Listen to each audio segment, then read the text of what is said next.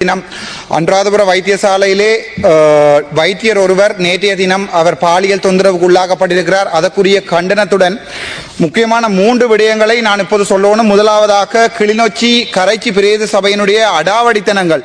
அதன் மூலம் இன்றைய தினம் கிளிநொச்சியிலே இருக்கிற கிளிநொச்சியினுடைய மார்க்கெட் சந்தையில் இருக்கிற வியாபாரிகள் மிகவும் மோசமாக பாதிக்கப்பட்டிருக்கிறார்கள் என்று சொல்லப்படுகிறது. சம்பந்தப்பட்ட அமைச்சரிடம் இந்த கோரிக்கையை நான் வைக்கிறேன். உங்களுக்கு தெரியும் 40 மில்லியன் செலவில் கட்டி வைக்கப்பட்ட 8 கடைகள் திட்டமிட்ட ரீதியிலே 10 மில்லியன் பெறுமதிக்கு அவை உயர்த்தி விலைக்கு கூடப்பட்டு அங்கே வாழ்வாதாரம் இல்லாமல் சிறு சிறு தொழில்கள் மூலம் அவர்களுடைய வருமானத்தை உழைக்கின்ற வியாபாரிகளை இன்றைய தினம் கரைச்சி பிரதேச சபை பாதைக்கு கொண்டு வந்திருக்கிற என்ற விடயங்களை சொல்லிக்கொண்டு, இரண்டாவதாக யாழ்ப்பாணத்தில் இருக்கிற முக்கியமான பிரச்சனை சாவகச்சேரி பிரதேச செயலத்தில் இருக்கிற பிரதேச செயலர் தொடர்பான முறைப்பாடுகள் வந்திருக்கிறது. சம்பந்தமாக ஜிஏ பிரதீபன் அவர்களின் கவனத்துக்கு கொண்டு வருகிறேன். நீங்களும் உடன்பாடு என்று சொல்லுகிறார்கள். அங்கே காணி கிளை மற்றும் ஐசிடி கிளைகளில் வேலை செய்கின்ற உத்தியோகத்தர்கள் சும்மா இருக்கிறார்கள். அங்கே மக்கள் திருப்பி அனுப்பப்படுகிறார் என்ற முறைப்பாடு இருக்கிறது. இரண்டாவது விடயம். மூன்றாவது, இந்த இன்றைய தினம் ஆன்லைன் சம்பந்தமான அமைச்சு என்பதால் இந்த பிரச்சனையை கொண்டு வருகிறேன். கிளிநொச்சியிலே ராமநாதபுரம் மாயனூர் என்னும் பகுதியிலே விபச்சாரம் செய்கின்ற ஒரு பெண்ணுடைய பெயர் ஷாலினி என்று சொல்லியிருக்கிறார்கள். அந்த பெண் தன்னுடைய டிக்டாக் வலைத்தளம் மூலமாகவும் அது தவிர யூடியூப் வலைத்தளம் மூலமாகவும் விபச்சாரம் செய்கின்ற விடயங்கள் பொதுவெளிக்கு கொண்டு வரப்பட்டிருக்கிறது. அது தவிர அதுக்கு உடந்தையாக இருக்கும் கிளிநொச்சி ஓஎஸ்சி RM கிஷான் ரொஷான் எனப்படுவர்கள் உடந்தையாக இருக்கிறார். அது சம்பந்தமாக எங்களுடைய பாதுகாப்பு அமைச்சர் மற்றும் போலீஸ் அமைச்சருக்கு இந்த விடயத்தை நான் கொண்டு வருகிறேன். 4வது விடயம் DK கார்த்திக் சம்பந்தப்பட்ட மனநோயாளி ஒரு யூடியூபர் என்னை கொலை செய்வதாக சொல்லியிருக்கிறார். அதையும் நான் எங்களுடைய பொதுமக்கள் பாதுகாப்பு அமைச்சருடைய கவனத்துக்கு கொண்டு வருகிறேன். விடயத்துக்கு வருவோம். நாங்கள் நேற்றைய தினம் கிஸ்புல்லா என்று சொல்லப்படுகின்ற அமைச்சர் ஒருவர் ஒரு சில வசனங்களை சொல்லியிருந்தார். ராமநாதன் அச்சுனாவை மருத்துவ பரிசோதனைக்கு அனுப்ப வேண்டும் என்று. மற்றவர்களை மருத்துவ பரிசோதனை அனுப்புவதாக இருந்தால் அவர்கள் மருத்துவத்துறைக்கு, அதாவது ஒரு மருத்துவ சாலைக்கு செல்ல வேண்டும். ஆனால் கிஸ்புல்லா அவர்கள் விடயமாக நான் 1-2 வசனங்களை சொல்லுகிறேன். நான் இஸ்லாம் மதத்துக்கு எதிரானவன் அல்ல. மம கவதாவத் கதாகரேன மே අපේ රට තියෙන මේ ඉස්ලාමික මාර්ගයේ වරදි කියලා කවදාවත් කිව්වේ නැහැ. මම කිව්වා දරුවෝ ටිකක් බඳලා දෙනවා නම් අවුරුදු 9 අවුරුදු 8 දරුවෝ බඳලා දෙනවා නම් ඒක අපි වෙන ආගමක් තියනවා නම් ඒ ආගමෙන් ඒගොල්ලෝ බඳලා දෙනවා නම් ඒක වරදි කියලා මම කිව්වා. ඒක මගේ ආගම වෙන්න පුළුවන්, බුද්ධ ආගම වෙන්න පුළුවන්, ක්‍රිස්තියානිටි වෙන්න පුළුවන්, ඉස්ලාම් වෙන්න පුළුවන්. ළමයිව බදලා දෙනවා නම් ඒක වරදි කියලා මම කිව්වා.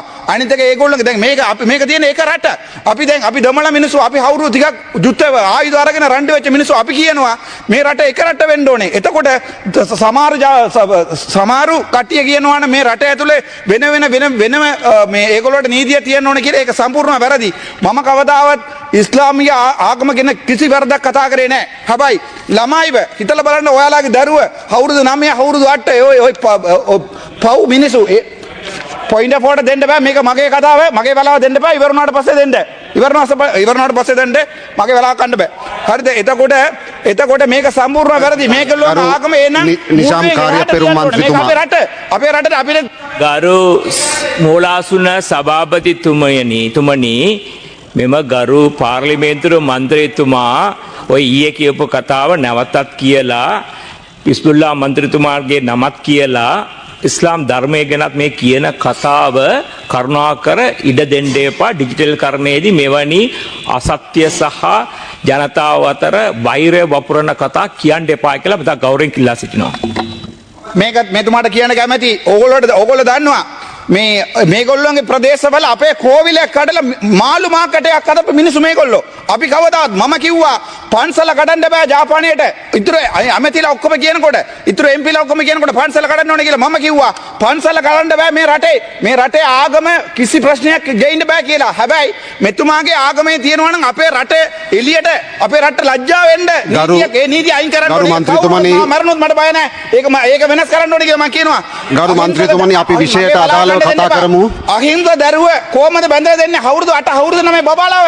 ඒගොල්ලෝ හිතනවාද? ඒගොල්ලෝ දන්නවද? ගරු මන්ත්‍රීතුමනි, ඒගොල්ලෝ පන්සලේ යන්න බෑ කියලා. අපි විවාදයට අදාළව කතා කරමු. මෙතුමාගේ සම්පූර්ණ ආගම කියලා මට කති කිව්වොත් මාව මරලා දැම්මුත් වැරදි නම් වැරදි. ඔබතුමා නෙවෙයි හිස්බුල්ලා.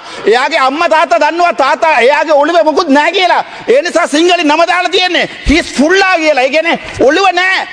ඔළුවේක තියෙන එක හිස්බුල්. ඒ කියන්නේ ගරු මන්ත්‍රීතුමනි මේ හිස් කියලා පොයින්ට් එක වල දෙන්න බෑ. ඔයාට කොහමද පොයින්ට් එක පොඩි ගරු නිසාම් කාර්යපෙරුම මන්ත්‍රීතුමා රයිට් ඉස්බුල්ලා මන්ත්‍රතුමා ගැන කියපු සියලුම කතාව හැන්සට් වලින් කපා දමන ලෙස ඉතා ගෞරවයෙන් අයද සිටින අතර දිගින් දිගටම අනිත් තන්ත්‍රීවරුන්ගේ වරප්‍රසාදයේ කඩවිද විදියට මෙතුමා කතා කරොත් ඒ නව කතාව නවත්තන ලෙස ඉල්ලා සිටිනවා. ඔබතුමා විෂයට අදාළව කතා කරන්න. ඉන්නවා මම දැන් කියන්නේ මේ රට එකම රටක්. මේ රටේ ඉන්න මිනිසුන්ට අවුරුදු 9 අවුරුදු 8 බබා බැඳලා දෙන්න බෑ. ඒක වැරදි. ඒක ප්‍රභාකරන් කිව්වොත් වැරදි. මම කිව්වොත් වැරදි. ඒකෙඩි කිව්වොත් වැරදි. ඒ කොහමද හෙට උදේ යනකොට හිතලා බලන්න අපේ දරුවා ගිහිල්ලා අවුරුදු 9 බබාව එක්කෙනෙකුට බැඳලා දීලා හෙට උදේ වෙනකොට එයාට පන්සලේ ගරු සභානායකතුමා කොච්චර වැරදි කියන්නකෝ. ඒක සම්පූර්ණව වැරදි. ඒක කවුරුන් මෙයා නෙවෙයි මාව මරලා දැම්මුත් සල්රාන් වගේ මගේ ගෙදරට ආවිල්ලා බෝම්බේ දැම්මුත් වැරදි නම් වැරදි. ඒක මම ඒකෙන් ඉවර කරනවා. මම අපි බලමු 1983 1983 ஆண்டு எங்களுடைய இனக்கலவரம் உருவாகினது. அப்போது இருந்த காலத்திலிருந்து 1990 ஆண்டிலிருந்து எங்களுடைய இனம் சில சம்பந்தப்பட்ட இனத்தவர்களால் வெட்டி கொலை செய்யப்பட்டது. எங்களுடைய உயிர் எங்களுடைய உடல் உறவுகள் வெட்டி கொலை செய்யப்பட்டது. ஆனால் அப்போதுதான் நாங்கள் ஆயுதம் தூக்கினோம். 1990களில் கூட என்னுடைய தேசிய தலைவன் இவர்களை சொல்லியிருக்கிறார், உங்களுடைய உடைமைகளுடன் வெளியேறுங்கள். உடைமைகளை எடுக்க வேண்டாம் சொல்லவில்லை. ஒரு நாள் கொடுத்திருக்கிறோம், உடைமைகளுடன் வெளியேறும் என்று சொன்ன பிரபாரின் வரலாறு இது. நாங்கள் இவர்களை கொலை செய்யவில்லை. ஆனால் எங்களுடைய தமிழ் மக்களை இவர்கள் வெட்டி வெட்டி கொலை செய்திருக்கிறார்கள். கிழக்கு மாகாணம் முழுக்க எங்களுடைய தமிழ் மக்களுடைய ரத்தம் ஆறாக ஓடி இருக்கிறது. அது மட்டுமல்ல, எங்களுடைய அம்மன் கோவிலை இடைத்து மீன் மார்க்கெட் கட்டிய இனம் இது. அது பிழை என்றால் பிழை, அது யார் வந்தாலும் பிழை இல்லை. ஒரு விடயத்தை நான் மேலும் சொல்லுகிறேன். நாங்கள் ஒரு பாவப்பட்ட இனம். 2009 வரைக்கும் உங்களுக்கு தெரியும், அல் ஜசீரா என்ற தொலைக்காட்சியிலே உங்களுடைய முன்னாள் ஜனாதிபதி ரணில் விக்ரமசிங்க அவர்கள் மிக தெளிவாக மூக்கறுக்கப்பட்டிருக்கிறார். சூர்பனகை மூர்க்கறுக்கப்பட்ட வரலாறு, ராவணன் தங்கை மூர்க்கறுக்கப்பட்ட அதே வரலாறு உங்களுடைய ரணில் விக்ரமசிங்க அவர்கள் மூக்கறுக்கப்பட்டிருக்கிறார்.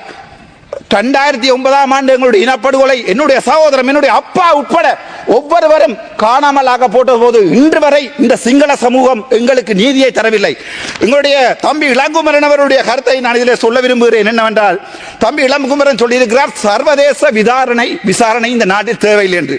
கவலை என்னவென்றால், என்னுடைய யாழ்ப்பாண சமூகம், எங்களுடைய அமைச்சர் உட்பட அனைவருக்குமே வாக்கு போட்டது எதுக்காக என்றால் எங்களுக்கு நியாயம் கிடைக்கும் என்ற ஒரே அடிப்படையில். ஆனால் தம்பி இளங்குமரனுடைய கூட்டு சரி, தம்பி இளங்குமரன் தான் ஒரு பேரினவாதிகள் என்ற ஒரு கட்சியோடு இருக்கிறார் என்று வைத்துக் கொள்வோம். அவருடைய தலைமை சொல்வதை தம்பி இளங்குமரன் சொல்ல வேண்டும், பாவம் அவன்.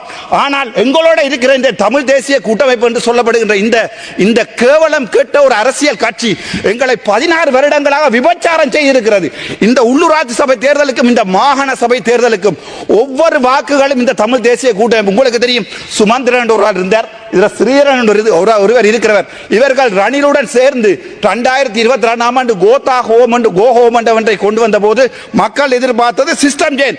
அதனால் தான் 189 பேர் அங்கே இருக்கிறீர்கள். ஆனால் இந்த தமிழ் தேசிய கூட்டமைப்பு என்பது எங்களுடன் ரணிலுடன் சேர்ந்து அவருக்கு சப்போர்ட் பண்ணி எங்களுடைய சர்வதேச விசாரணையை இழிவுபடுத்திய ஒரு சுமந்திரனை எங்களுடைய சமூகம் இந்த நாட்டிலிருந்து திரட்டி இருக்கிறது. அது பரவாயில்லை, நாங்கள் கந்தக காற்றுகளை சுவாசித்தவர்கள். எங்களுடைய பிள்ளை, எங்களுடைய இப்போது வெளிநாட்டில் இருக்கிற என்னுடைய தங்கை தாய், அம்மா செத்தா பிறகு அவளுடைய முளையை குடித்து வளர்ந்தவன் நான். தன்னுடைய தாய் வயிற்றிலே அந்த படங்கள் இருக்கிறது, புத்தகத்திலே போய் பாருங்கள் அல்லது நெட்டிலே பாருங்கள். தாய் செல் அடிபட்டு இறந்தா பிறகு இல்லையான் மொய்க்கின்ற தாயின் உடம்பிலே பாலை அருந்தியவன் என்று வெளிநாட்டில் இருப்பதால் தான் நான் இன்று பாராளுமன்றத்துக்கு வந்திருக்கிறேன். அவன் போட்ட பிச்சை, வெளிநாட்டிலே என்னுடைய சகோதரர்கள் போட்ட பிச்சையால் 3 மாதத்திலே நான் பாராளுமன்றத்தில் வந்திருக்கிறேன். ஆகவே மிகவும் தெளிவாக எங்களுடைய அரசாங்கத்திலே கேட்பது 2009 மட்டுமல்ல, சஹ்ரானுடைய இந்த இனவாதிகளுடைய இந்த சகல விடயங்களை நாங்கள் சர்வதேச நீதிமன்றத்துக்கு கொண்டு போக வேண்டும். நாங்கள் எங்களுடைய நாட்டிலே உங்களுக்கு தெரியும், எல்லா அரசியல்வாதிகளும் எப்போதுமே டீல் அடித்துக் கொள்வார்கள். உங்களுக்கு வடிவா தெரியும், நல்லாட்சி என்று ஒன்று வந்தது, அதுக்கு பிறகு என்ன நடந்தது? நடந்தது 2009 கோத்தபாய வந்து விரட்டடிக்கப்பட்டவர், அதுக்கு பிறகு ரணில் வந்தவர். எந்த சமூகமும் எந்த மக்களும் என்னுடைய அழிக்கப்பட்ட இனத்துக்கு இதுவரைக்கும் எந்த நியாயத்தையும் சொல்லவில்லை. அதனுடைய அங்கமாக ஏகேடி சொல்லியிருக்கிறார் என்னவென்றால், தான் கூட சர்வதேச விசாரணைக்கு போக மாட்டேன்.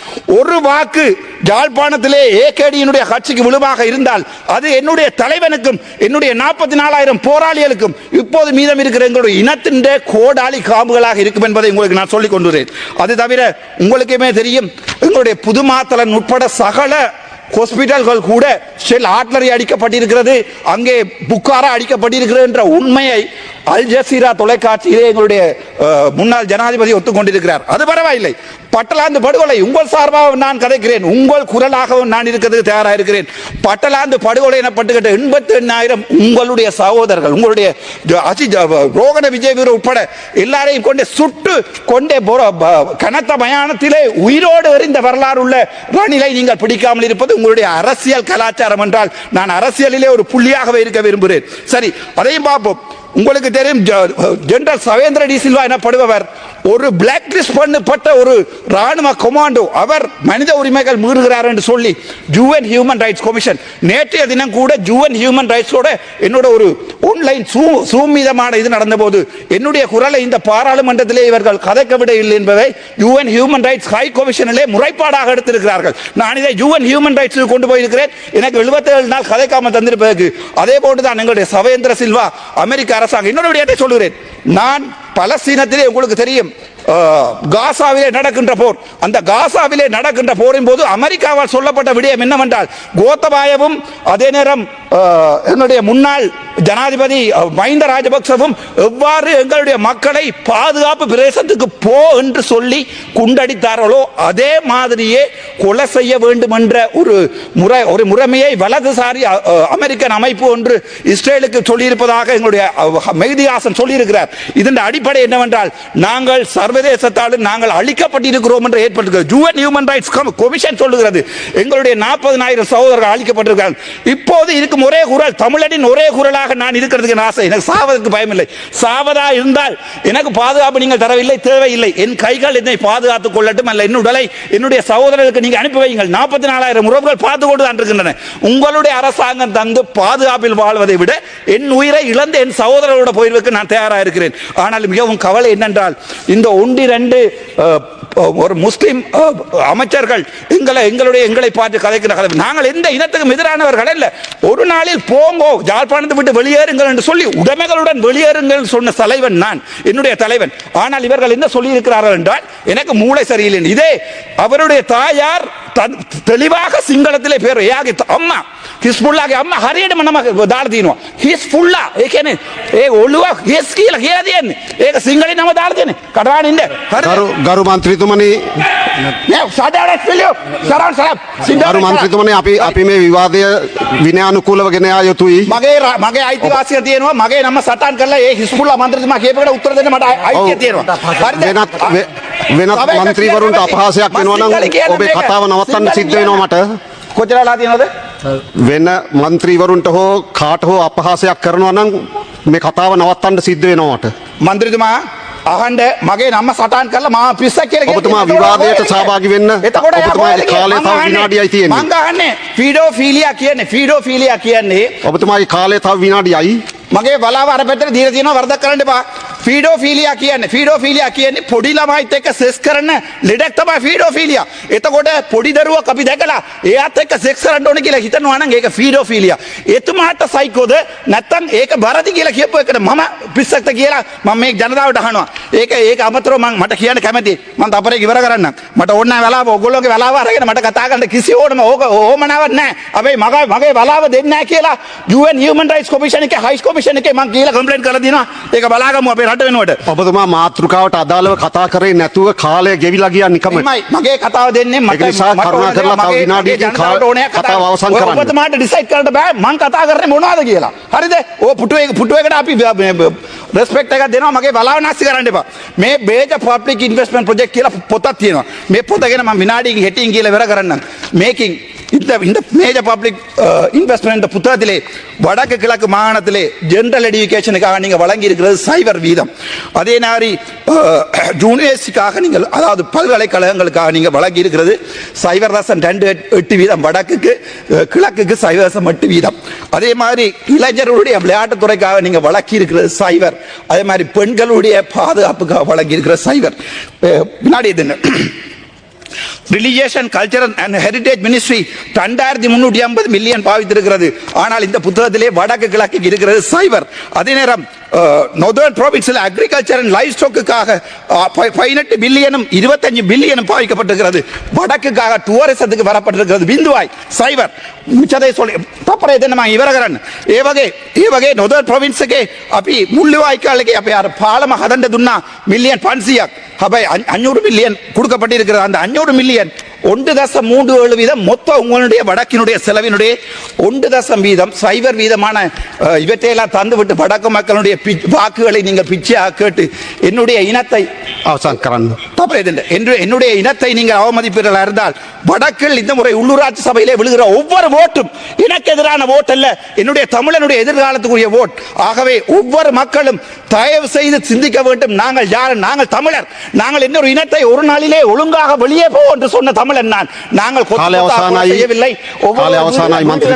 கொலை செய்யவில்லை. ஏனென்றால் நான் தமிழன்டா, யாழ்ப்பாண தமிழ் முடிந்தால் பண்ணிப்பார். தேங்க்யூ.